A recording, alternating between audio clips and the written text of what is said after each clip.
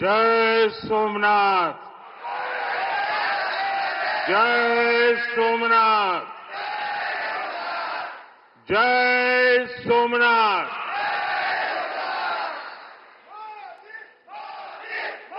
गुजरात के लोकप्रिय मुख्यमंत्री श्री भूपेंद्र भाई पटेल, ऊर्जावान युवा उप मुख्यमंत्री हर्ष संघवी जी, गुजरात सरकार में मंत्री जीतूभाई वाघाणी, अर्जुन भाई मोढवाडिया, डॉक्टर प्रद्युम्न वाजा, कौशिक भाई वेकरिया, सांसद राजेश भाई, अन्य महानुभाव, देवी और सज्जनों, आज देश के कोने कोने से लाखों लोग जुड़े हैं हमारे साथ। उन सबको भी मेरी तरफ से जय सोमनाथ। साथियों, ये समय अद्भुत है, ये वातावरण अद्भुत है, ये उत्सव अद्भुत है। एक और स्वयं देवादिदेव महादेव, दूसरी ओर समुद्र की विशाल लहरें, सूर्य की किरणें, मंत्रों की ये गूंज, आस्था का ये उफान, और इस दिव्य वातावरण में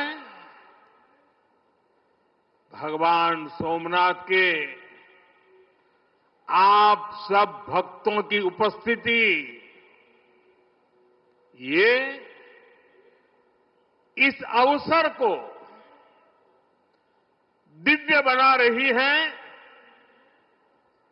भव्य बना रही है। और मैं इसे अपना बहुत बड़ा सौभाग्य मानता हूं कि सोमनाथ मंदिर ट्रस्ट के अध्यक्ष के रूप में मुझे सोमनाथ स्वाभिमान पर्व में सक्रिय सेवा का अवसर मिला है।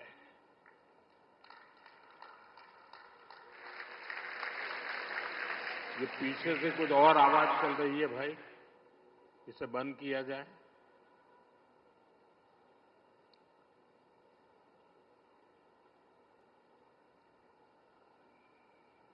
बहत्तर घंटों तक अनवरत ओमकार का नाद, 72 घंटों का अनवरत मंत्रोच्चार।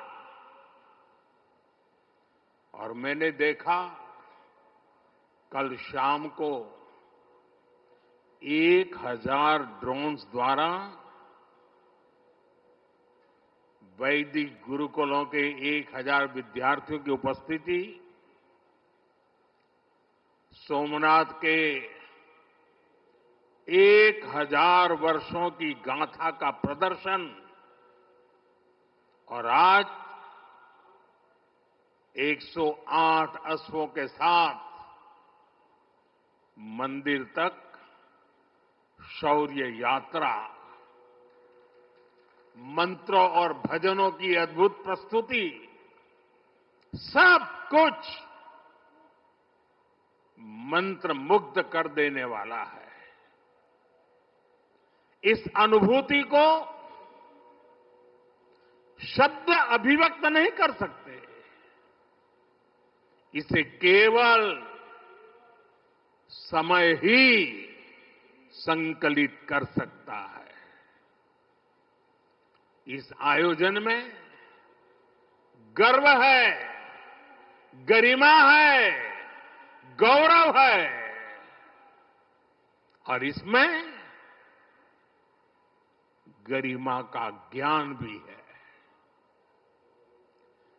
इसमें है वैभव की विरासत, इसमें है आध्यात्म की अनुभूति, अनुभव है, आनंद है, आत्मीयता है और सबसे बढ़कर देवाधिदेव महादेव का आशीर्वाद है। आइए मेरे साथ बोलिए, नमः पार्वती पतये हर हर महादेव।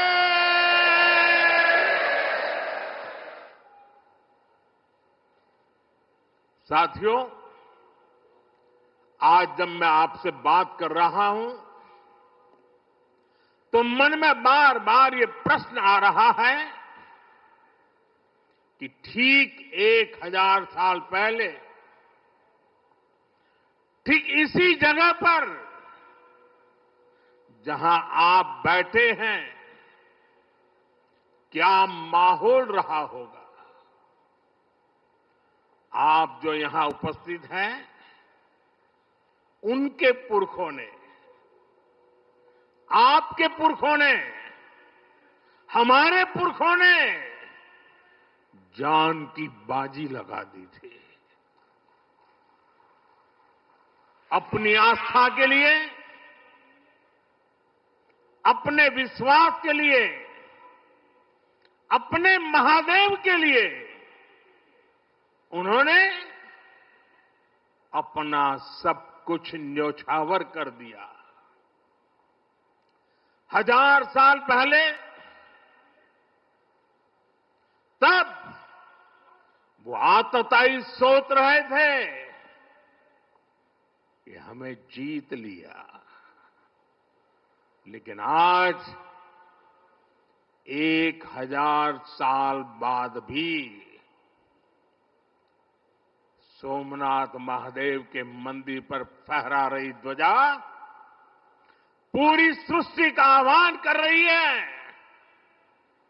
कि हिंदुस्तान की शक्ति क्या है, उसका सामर्थ्य क्या है।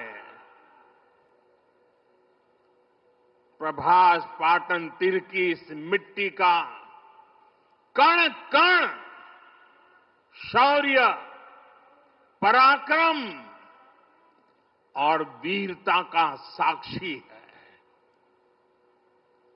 सोमनाथ के स्वरूप के लिए कितने ही शिव भक्तों ने, संस्कृति के उपासकों ने, संस्कृति के ध्वज धारकों ने अपने प्राणों की आहुति दी है। आज सोमनाथ स्वाभिमान पर्व पर सबसे पहले मैं हर उस वीर वीरांगना को नमन करता हूं जिसने सोमनाथ की रक्षा को, मंदिर के पुनर्निर्माण को अपना जीवन ध्येय बनाया,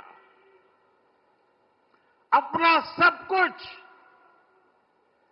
देवाधिदेव महादेव को अर्पण कर दिया। भाइयों बहनों, प्रभास पाटन का एक क्षेत्र भगवान शिव का अपना क्षेत्र तो है, इसकी पवित्रता भगवान श्री कृष्ण से भी जुड़ी है। महाभारत काल में पांडवों ने भी इस तीर्थ में तपस्या की थी, इसलिए ये अवसर भारत के अनगिनत आयामों को नमन करने का भी अवसर है।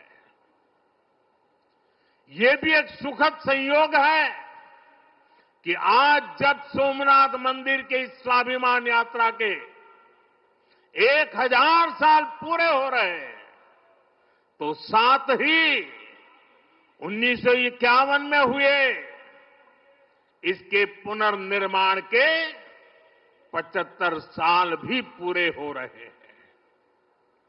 मैं दुनिया भर के करोड़ों श्रद्धालुओं को सोमनाथ स्वाभिमान पर्व की शुभकामनाएं देता हूं। साथियों, सोमनाथ स्वाभिमान पर्व 1000 साल पहले हुए विध्वंस के स्मरण के लिए नहीं, ये पर्व 1000 साल की यात्रा का पर्व है। साथ ही ये हमारे भारत के अस्तित्व और अभिमान का पर्व है, क्योंकि हमें हर कदम पर, हर मुकाम पर सोमनाथ और भारत में अनोखी समानताएं दिखती है। जैसे सोमनाथ को नष्ट करने के एक नहीं अनेकों प्रयास हुए, दुष्प्रयास हुए, उसी तरह विदेशी आक्रांताओं द्वारा कई सदियों तक भारत को खत्म करने की लगातार कोशिशें होती रही, लेकिन न सोमनाथ नष्ट हुआ और न ही भारत नष्ट हुआ। क्योंकि भारत और भारत की आस्था के केंद्र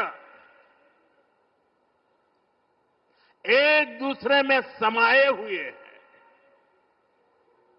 साथियों, आप उस इतिहास के बारे में कल्पना करिए। आज से 1000 साल पहले सन 1026 में सबसे पहले गजनी ने सोमनाथ मंदिर को तोड़ा। उसे लगा उसने सोमनाथ का वजूद मिटा दिया, लेकिन कुछ वर्षों के भीतर भीतर सोमनाथ का पुनर्निर्माण हो चुका था। 12वीं शताब्दी में राजा कुमारपाल ने मंदिर का भव्य जीर्णोद्धार करा दिया था, लेकिन 13वीं शताब्दी के अंत में अलाउद्दीन खिलजी ने सोमनाथ पर फिर आक्रमण का दुस्साहस कर दिया। कहते हैं जालोर के रावल ने खिमजी सेनाओं से जमकर लोहा लिया। इसके बाद 14वीं शताब्दी की शुरुआत में जूनागढ़ के राजा द्वारा फिर से सोमनाथ की प्रतिष्ठा संपन्न कर दी गई। 14वीं शताब्दी के आखिरी वर्षों में मुजफ्फर खान ने सोमनाथ पर फिर हमला किया। वो हमला भी नाकाम रहा। 15वीं शताब्दी में सुल्तान अहमद शाह ने सोमनाथ मंदिर को दूषित करने की कोशिश की और इसी शताब्दी में उसके पोते सुल्तान महमूद बेगड़ा ने सोमनाथ पर आक्रमण कर मंदिर को मस्जिद बनाने की कोशिश की, लेकिन महादेव के भक्तों के प्रयासों से मंदिर पुनः जीवंत हो उठा। 17वीं 18वीं शताब्दी में औरंगजेब का दौर आया। उसने सोमनाथ मंदिर को अपवित्र किया, सोमनाथ को फिर मस्जिद बनाने की कोशिश की। उसके बाद भी अहल्याबाई होलकर ने नए मंदिर की स्थापना कर सोमनाथ को एक बार फिर साकार कर दिया। यानी सोमनाथ का इतिहास विनाश और पराजय का इतिहास नहीं है। ये इतिहास विजय और पुनर्निर्माण का है, हमारे पूर्वजों के पराक्रम का है, हमारे पूर्वजों के त्याग और बलिदान का है। आतताई आते रहे, मजहबी आतंक के नए नए आक्रमण होते रहे, लेकिन हर युग में सोमनाथ पुनः पुनः स्थापित होता रहा। इतनी सदियों तक का संघर्ष, इतना लंबा प्रतिकार, इतना महान धैर्य, सृजन और पुनर्निर्माण का ऐसा जीवन, ये सामर्थ्य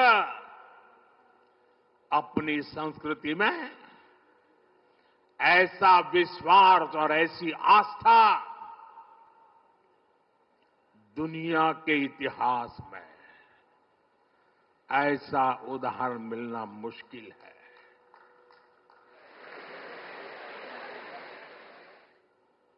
जरा मैंने जवाब आपजो पेला આપણે આપણા પૂર્વજોના પરાક્રમનું પુણ્ય સ્મરણ કરવું જોઈએ કે ના કરવું જોઈએ? આપણા પૂર્વજોએ કરેલા પરાક્રમમાંથી પ્રેરણા લેવી જોઈએ કે નહીં લેવી જોઈએ? એવો કોઈ દીકરો હોય, એવા કોઈ સંતાન હોય કે જે પોતાના પૂર્વજોને ભૂલવા માટેના નાટક કરે? भाइयों बहनों, जब गजनी से लेकर औरंगजेब तक तमाम आक्रांता सोमनाथ पर हमला कर रहे थे, तो उन्हें लग रहा था कि उनकी तलवार सनातन सोमनाथ को जीत रही है। वो मजहबी कट्टरपंथी ये नहीं समझ पाए कि जिस सोमनाथ को वो नष्ट करना चाहते हैं, उनके नाम में ही सोम अर्थात अमृत जुड़ा हुआ है। उसमें हलाहल को पीकर भी अमर रहने का विचार जुड़ा है। उसके भीतर सदा शिव महादेव के रूप में वो चैतन्य शक्ति प्रतिष्ठित है, जो कल्याण कारक भी है और प्रचंड तांडवः शिवः ये शक्ति का स्रोत भी है। भाइयों बहनों, सोमनाथ में विराजमान महादेव, उनका एक नाम मृत्युंजय भी है। मृत्युंजय, जिसने मृत्यु को जीत लिया हो, जो स्वयं काल स्वरूप है। यतो जायते पाल्यते येन विश्वम तमीज भजे लियते यत्र विश्वम। अर्थात ये सृष्टि उन्हीं से उत्पन्न होती है, उन्हीं में लय हो जाती है। हम मानते हैं त्वमेको जगत व्यापको विश्व रूप, यानी शिव पूरे जगत में व्याप्त है। इसलिए इस हम कण कण, कंकड़ कंकड़ में भी उस शंकर को देखते हैं। फिर कोई उन शंकर के कितने स्वरूपों को नष्ट कर सकता है? हम तो वो लोग हैं जो जीव में भी शिव को देखते हैं। उनसे हमारी आस्था को कोई कैसे डिगा सकता था। और साथियों, ये समय चक्र है कि सोमनाथ को ध्वस्त करने की मंशा लेकर आए मजहबी आतताई आज इतिहास के कुछ पन्नों में सिमट कर रह गए हैं। और सोमनाथ मंदिर उसी विशाल समंदर के किनारे गगनचुंबी धर्म ध्वजा को थामे खड़ा है। सोमनाथ का ये शिखर मानो उद्घोष कर रहा है, चंद्रशेखरम आश्रय मम किम करिष्यति वै यम, अर्थात मैं चंद्रशेखर शिव पर आश्रित हूं, काल भी मेरा क्या कर लेगा। साथियों, सोमनाथ स्वाभिमान पर्व इतिहास के गौरव का पर्व तो है ही, ये कालातीत यात्रा को भविष्य के लिए जीवंत बनाने का माध्यम भी है। हमें इस अवसर को अपने अस्तित्व और पहचान को सशक्त करने के लिए उपयोग करना है। आप भी देखते हैं, अगर कहीं किसी देश के पास कुछ 100 साल पुरानी विरासत होती है, वो देश उसे अपनी पहचान बनाकर दुनिया के सामने प्रस्तुत करता है। वहीं भारत के पास सोमनाथ जैसे हजारों साल पुराने पुण्य स्थान है। ये स्थान हमारे सामर्थ्य, प्रतिरोध और परंपरा के पर्याय रहे हैं। लेकिन दुर्भाग्य से आजादी के बाद गुलामी की मानसिकता वाले लोगों ने उनसे पल्ला झाड़ने की कोशिश की। उस इतिहास को भुलाने के कुत्सित प्रयास हुए। हम जानते हैं, सोमनाथ की रक्षा के लिए देश ने कैसे कैसे बलिदान दिए थे। रावल कन्नड़े जैसे शासकों के प्रयास, वीर हमीर जी गोहिल का पराक्रम, बेगड़ा भील का शौर्य, ऐसे कितने ही नायकों का इतिहास सोमनाथ मंदिर से जुड़ा है। लेकिन दुर्भाग्य से इन्हें कभी उतना महत्व नहीं दिया गया। बल्कि आक्रमण के इतिहास को भी कुछ इतिहासकारों और राजनेताओं द्वारा व्हाइट वॉश करने की कोशिश की गई। मजहबी उन्माद की मानसिकता को केवल साधारण लूट बताकर ढंकने के लिए किताबें लिखी गई। सोमनाथ मंदिर एक बार नहीं, बार बार तोड़ा गया।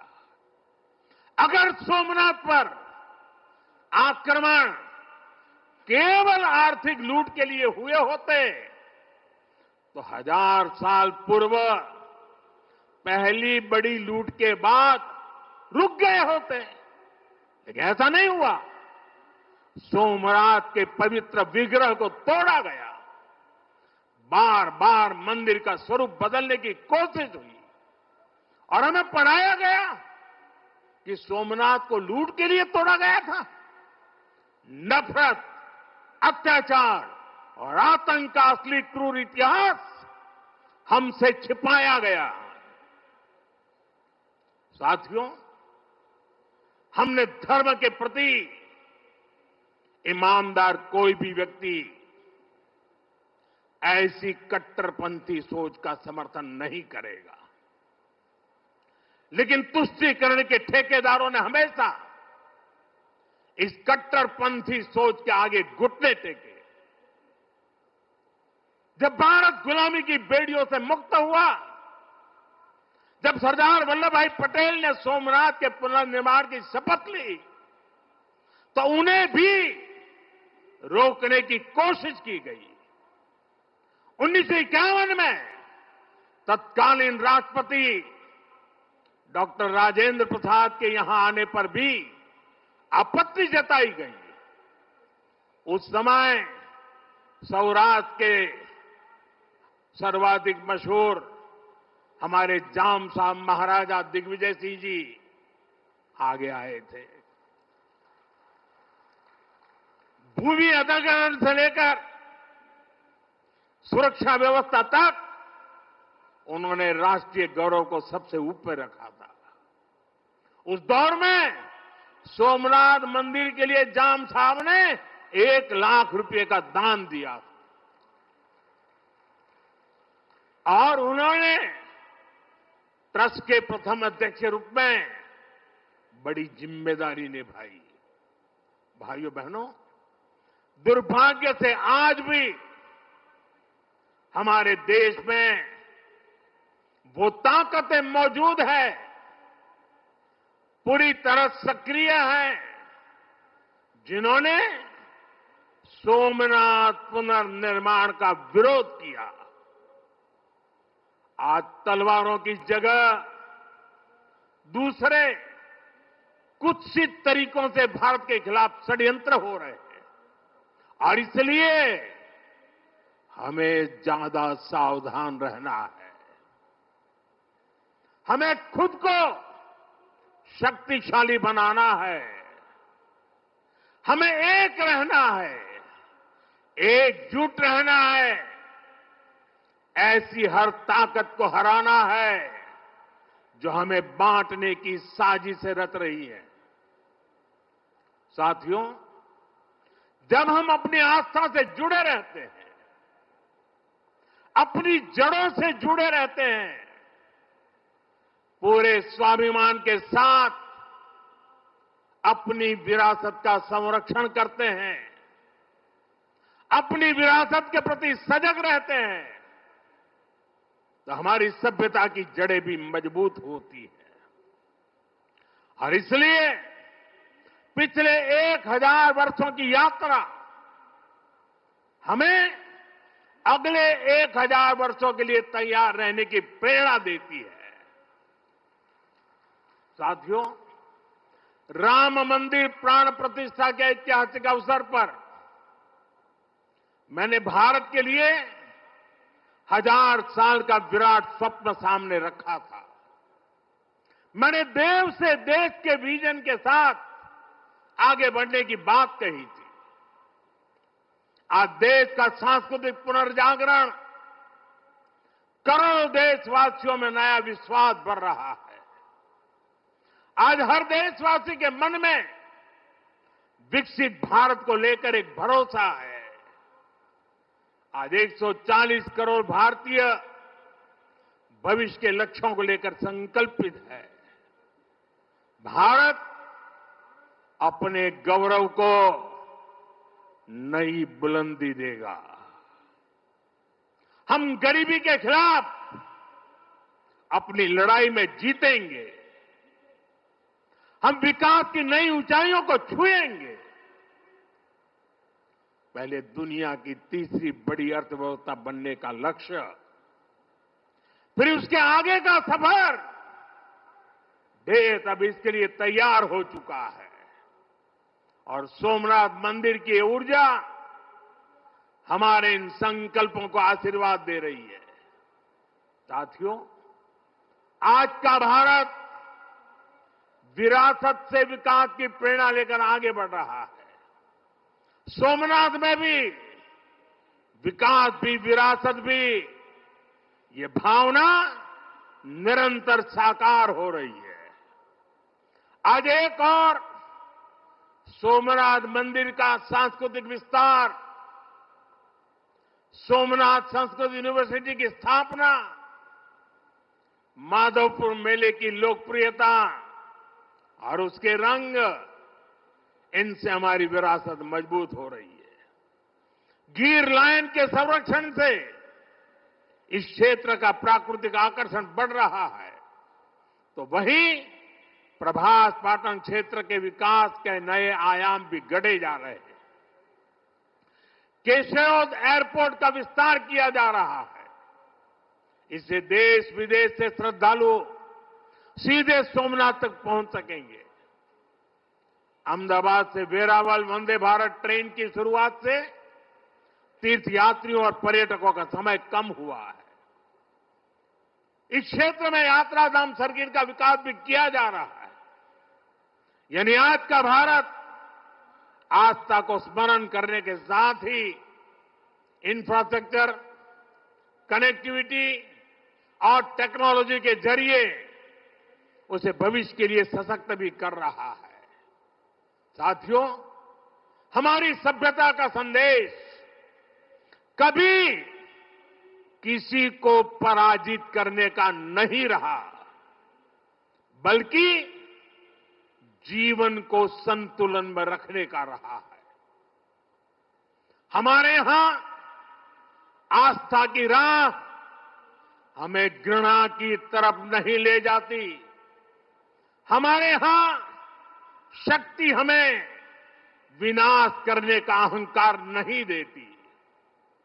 सोमनाथ जैसे तीर्थ ने हमें सिखाया है कि सृजन का मार्ग लंबा होता है, लेकिन वही स्थायी होता है, चिरंजीव होता है। तलवार की नोक पर कभी दिलों को नहीं जीता जा सकता। जो सभ्यताएं दूसरों को मिटाकर आगे बढ़ना चाहती हैं, वे स्वयं समय में खो जाती है। इसलिए भारत ने दुनिया को ये नहीं सिखाया कि दूसरे को हराकर कैसे जीता जाए, बल्कि ये सिखाया कि कैसे दिलों को जीतकर जिया जाए। ये विचार आज दुनिया की जरूरत है।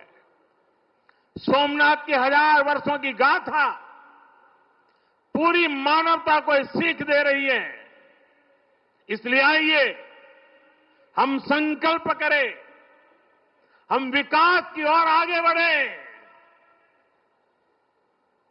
कदम से कदम मिलाकर चले, कंधे से कंधा मिलाकर चले, मन से मन को जोड़कर चले। लक्ष्य को ओझल दिए हुए बिना हम चलते चले और साथ ही अपने अतीत और अपनी विरासत से भी जुड़े रहें। हम आधुनिकता को अपनाते हुए अपनी चेतना को संभाले रखें। आइए सोमनाथ स्वाभिमान पर्व जैसे आयोजनों से प्रेरणा लेते हुए विकसित होने के मार्ग पर तेजी से चले। हर चुनौती को पार करते हुए हम अपने लक्ष्य तक पहुंचे। और ये कार्यक्रम आज तो शुरू हो रहा है। हमें 1000 साल का स्मरण देश के कोने कोने में करना है। दुनिया को हमारी विरासत का परिचय करवाना है। हमें 75 साल का ये नया पर्व भी मनाना है और हम 2027 मई तक इसको मनाते रहें, जन जन को जगाते रहें। जगा हुआ देश सपनों को साकार करने के लिए चलता रहे। इसी कामना के साथ एक बार फिर समस्त देशवासियों को मैं बहुत बहुत शुभकामनाएं देता हूं। हर हर महादेव। जय सोमनाथ, जय सोमनाथ, जय सोमनाथ।